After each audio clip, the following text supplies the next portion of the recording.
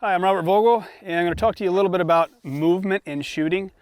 And the way I see this is two different categories. You have shooting on the move, and then you just simply have moving and shooting. The reality of it is, in the competitive realm, in IDPA and USPSA, it's a pretty small percentage of the time, most of the time, that we're actually shooting on the move. Probably maybe 5% of the shots in a match will actually be on the move.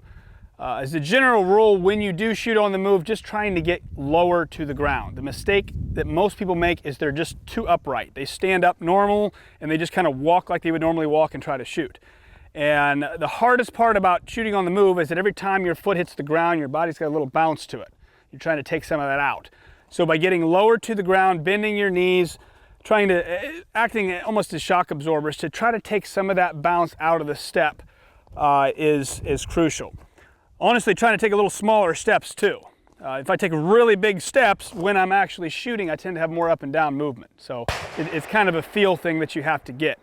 You also have to kind of be able to realize when it's an advantage to shoot on the move and when it's not.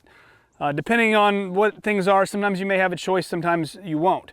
But honestly, I think shooting on the move is reserved for closer, easier targets where you actually have some room to move.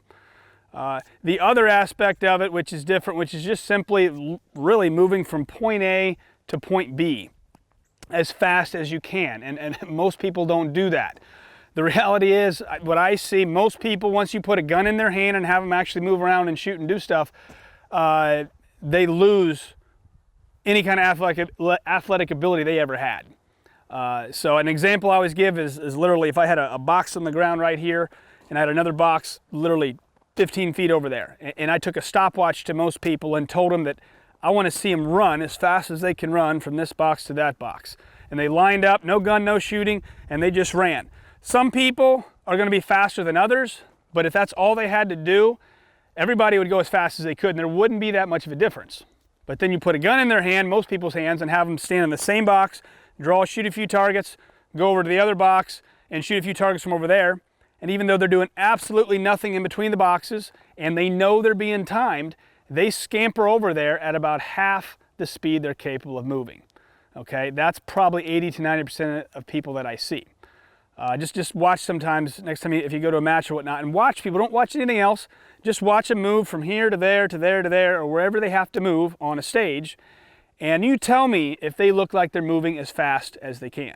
So most people don't. The better shooters are not always the guys that are in the best shape, but they all move about as fast as they can move because all the shooting stuff has come more at a subconscious level to them, and it just really frees the brain up and gives you more space to realize, oh, I can actually move faster.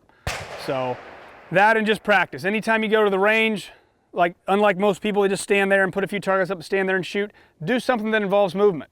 I don't care if it's just moving 10 or 15 feet. Anything that involves movement where you're practicing, where you're pushing for speed is going to be better.